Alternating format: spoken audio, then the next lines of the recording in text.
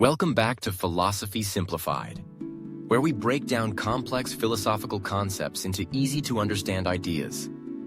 Today, we embark on a journey through the core teachings of Buddhism, the Four Noble Truths and the Eightfold Path.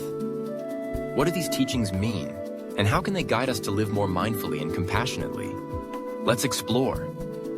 Buddhism is a path of practice and spiritual development that leads to insight into the true nature of reality.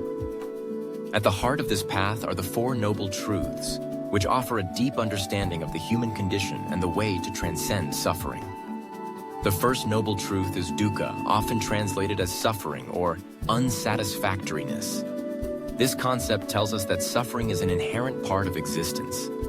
From the pain of birth, aging, illness, and death, to the more subtle forms of dissatisfaction, like not getting what we want or losing what we love, dukkha permeates every aspect of our lives. It's important to note that in Buddhism, suffering isn't just about physical pain. It encompasses a broad range of experiences, from dissatisfaction and frustration to deeper existential angst. The second noble truth is samudaya, the origin of suffering. According to Buddhism, suffering arises from tanha, craving, desire, or attachment. It is this clinging to transient things and states, whether it's material possessions, relationships, or even ideas and beliefs, that leads to suffering. These cravings create a cycle of dissatisfaction, where we're constantly seeking something outside ourselves to make us happy. But since everything is impermanent, these desires inevitably lead to suffering. The third noble truth is nirodha, which means the cessation of suffering. The Buddha taught that it is possible to end suffering by extinguishing its root causes, desire and attachment. This state of liberation is known as nirvana. Nirvana is not a place but a state of being, free from suffering, desire, and the cycle of birth and rebirth. It is the ultimate goal of the Buddhist path. The fourth noble truth is magga, the path leading to the cessation of suffering. This is where the Buddha introduces the Eightfold Path, a practical guide to ethical and mental development with the goal of freeing an individual from attachments and delusions. It provides a roadmap to reach nirvana. The Eightfold Path consists of 8 interconnected steps, each contributing to the development of wisdom, ethical conduct, and mental discipline. Let's break them down briefly. Right view. Understanding the nature of reality and the path of transformation. Right intention.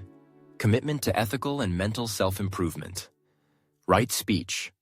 Speaking truthfully and avoiding slander, gossip, and harmful words. Right action. Acting in ways that are ethical and non-harmful. Right livelihood. Earning a living in a way that does not harm others. Right effort. Cultivating an attitude of discipline, diligence, and perseverance. Right mindfulness. Developing awareness of the body, feelings, mind, and phenomena. Right concentration. Cultivating deep states of mental focus and clarity. These 8 steps are not meant to be taken in isolation. They are interconnected and should be practiced together to develop a holistic approach to life. So, how can we apply the Four Noble Truths and the Eightfold Path in our daily lives? By understanding the nature of suffering and recognizing its root causes, we can begin to let go of our attachments and desires. Practicing mindfulness, ethical conduct, and wisdom allows us to cultivate inner peace, compassion, and a deeper understanding of ourselves and the world around us. These teachings are not just abstract concepts, they are practical tools that guide us toward a more fulfilled and mindful life. What are your thoughts on the Four Noble Truths and the Eightfold Path?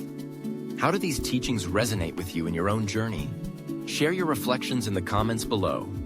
If you enjoyed this episode, don't forget to like, subscribe, and hit the bell icon so you don't miss our next deep dive into philosophy.